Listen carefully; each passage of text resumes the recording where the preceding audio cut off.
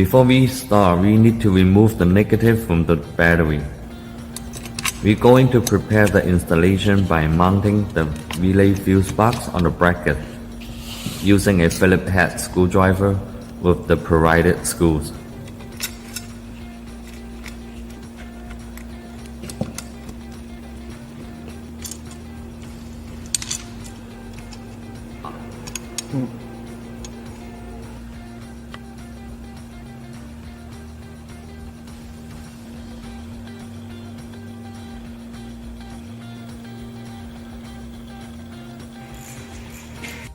We're going to use a 10mm socket to remove this bolt, and we're going to mount the fuse box here. We use the bolt we just removed for the right and use a provided bolt for the left.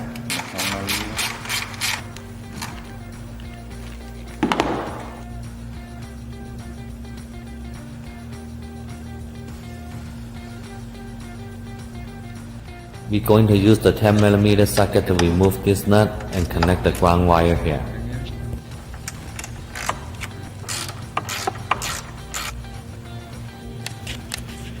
Okay.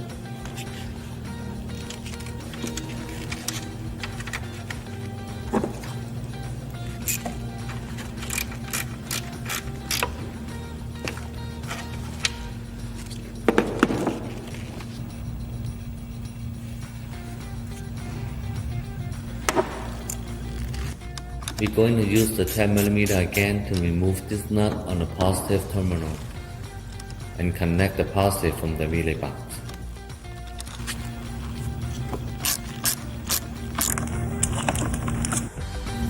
We're going to tuck in the wire around the factory fuse box and run it to the driver side. If you order the full kit, you will mount the second relay box here. Remove this nut with a 10mm socket.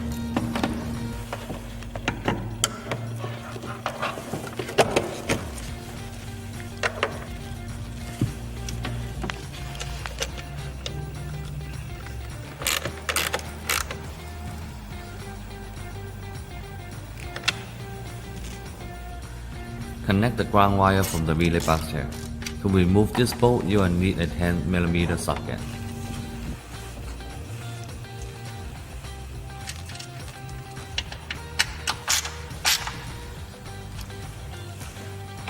We're going to use the 10mm to remove the coolant overflow tank, and we're going to run the wires behind the tank.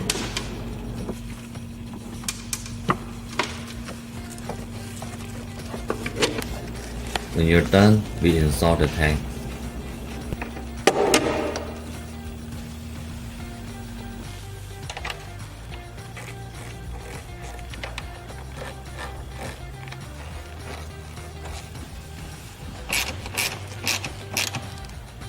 Run the wire to the other side, and we're going to connect to the positive on the battery.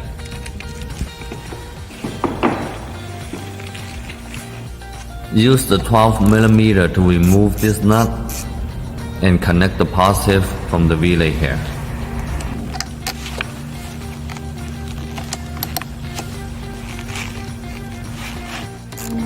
We will need to remove this cap from the firewall and then fit the wire into the cabin through this opening.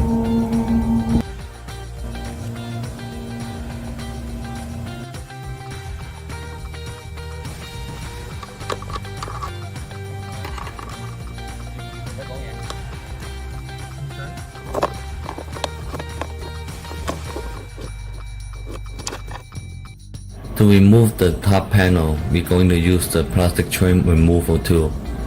Pry along the edge and then pull it out.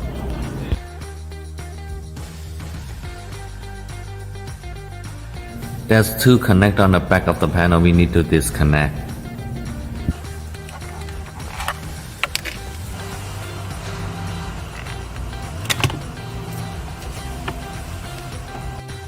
For the lower panel, we're going to use the 7mm socket to remove the screw. Then pull the panel off.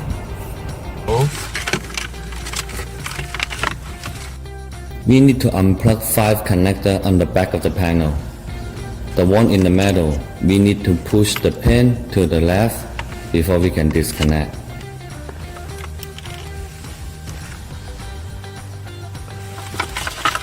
Okay, in order to remove the metal one, you have to push this pin.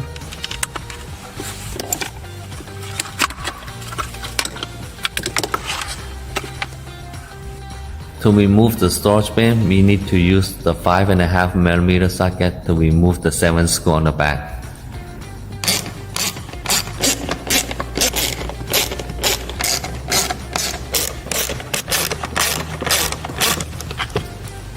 Okay, you take out these 7 screws and you can remove the storage bin. Okay, and to install the switch, we're going to put in the right side first and then the left side. This one gonna be set on top of the other one.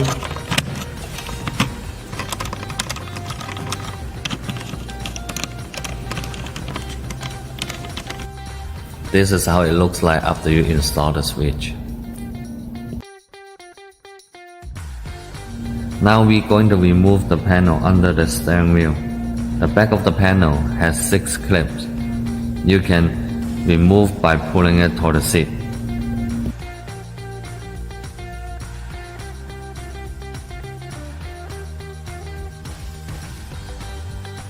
Now we're going to connect the cigarette lighter harness from the car to the silver gray color harness that comes with the kit.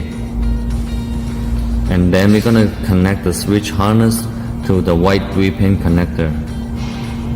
After you check and connect everything, and then we're going to run the wire behind the dash to the driver's side.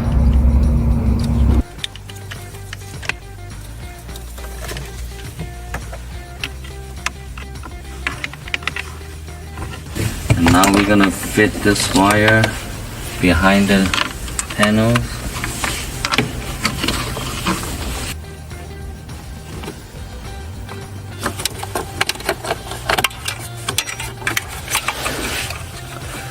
Fit it to the top, and we're gonna connect this together. Now we're going to connect the 6-pin connector to the relay harness. If you order the full kit, you have 2 connections to make.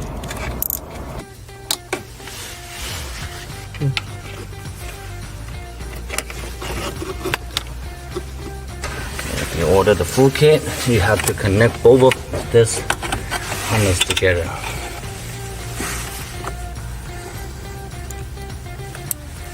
Okay, and we can zip tie them together.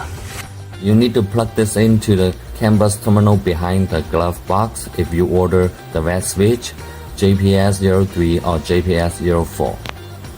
In order to gain access to the CAN bus terminal, you need to remove the glove box. Open up the glove box,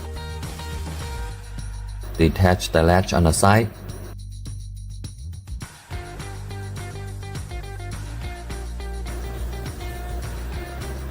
push the tab up, and you can remove the glove box.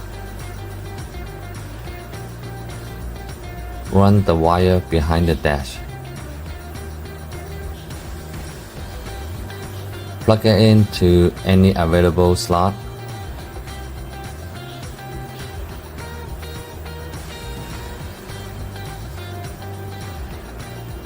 And you can align the bottom of the glove box, push it up, and we attach the latch on the side. Now we can connect the switch to the harness, and we connect all the plugs we pull out. We install the lower panel. Make sure all the clips are in.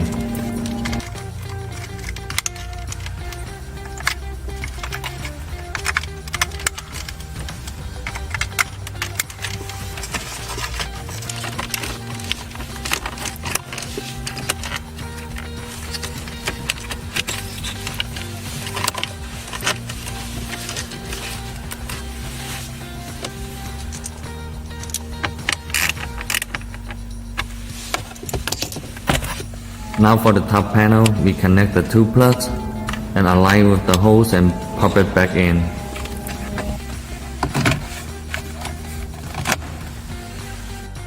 Make sure nothing interferes with your gas pedal or brake pedal, and we install the panel.